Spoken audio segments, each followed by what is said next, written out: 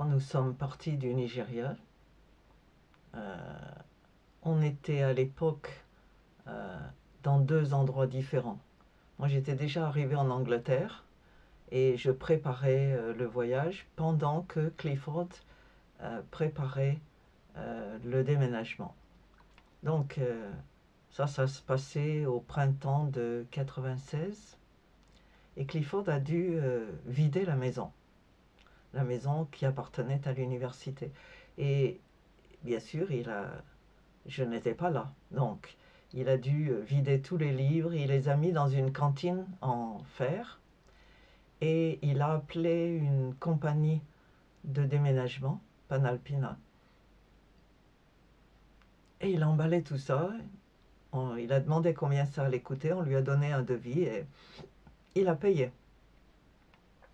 Et le prix correspondait à au port de la cantine de Nsukka jusqu'à Port Harcourt, donc au port de l'Atlantique, et puis le voyage pour arriver en Angleterre. Moi, j'attendais de l'autre côté et j'ai reçu notification que la cantine était bien arrivée au port, à Londres, mais que nous n'avions pas payé et qu'il fallait que j'aille payer, sans quoi je n'aurais jamais ma cantine.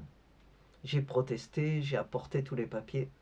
Ils ont nié, comme on dit au Nigeria, up and down, up and down. Ils ont nié et dit qu'ils n'avaient jamais reçu l'argent, que l'argent qu'on leur avait payé correspondait uniquement au transport jusqu'au bateau.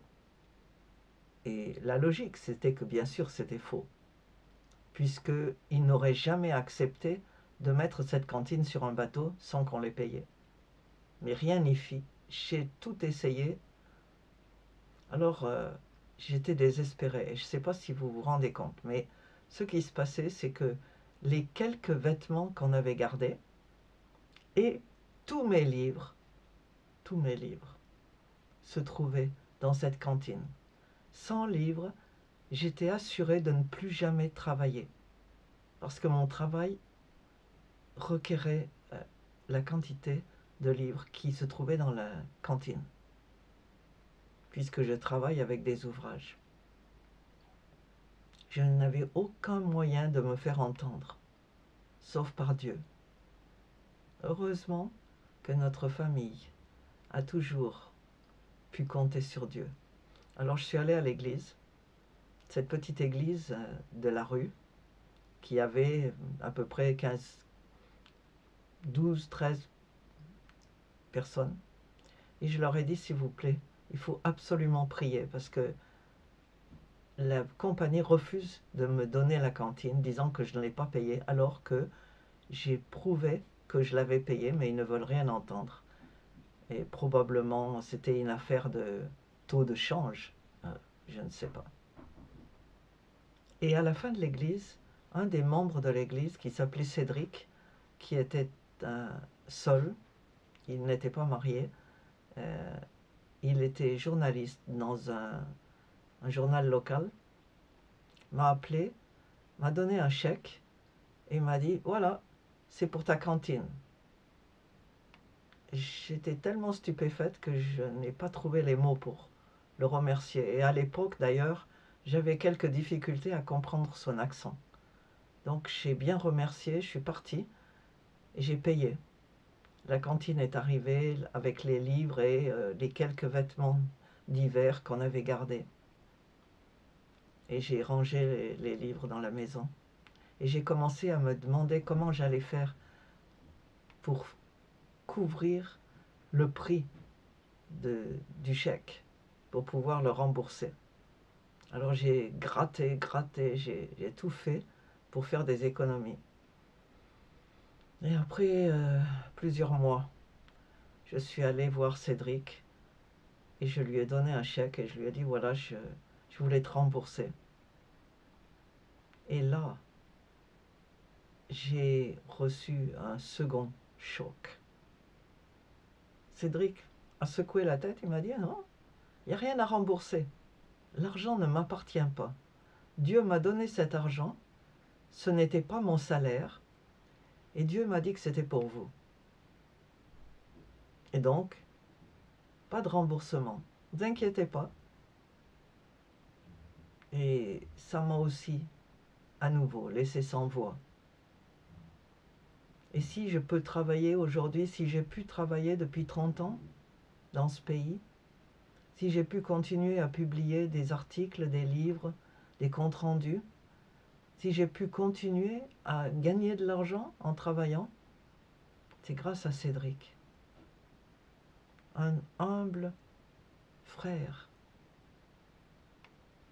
qui a fait ce que personne d'autre ne pouvait faire, juste parce qu'il était croyant, parce qu'il appartenait à Dieu et qu'il savait que son argent, sa vie, tout ce qu'il avait, tout ce qu'il était, appartenait à Dieu. Et il m'a donné ce que personne d'autre ne pouvait me donner. Les autres pouvaient prier, mais lui a répondu à la prière de Dieu. Dieu l'a touché, lui a dit de me donner cet argent.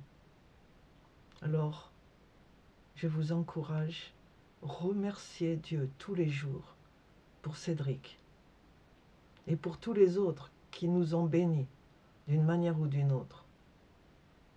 Et surtout, soyez des Cédric. Soyez ceux qui vont aller plus loin et transformer la prière en action. Parce que aujourd'hui, nous sommes les mains et les pieds de Jésus. Et maintenant, nous sommes mieux placés. À l'époque où Cédric m'a donné cet argent, je n'avais rien. Je comptais sur les allocations. J'étais très très pauvre. Nous n'avons presque rien dans la maison. On avait juste une couverture, 2 ou 3 casseroles. Quelquefois, on n'arrivait pas à se chauffer.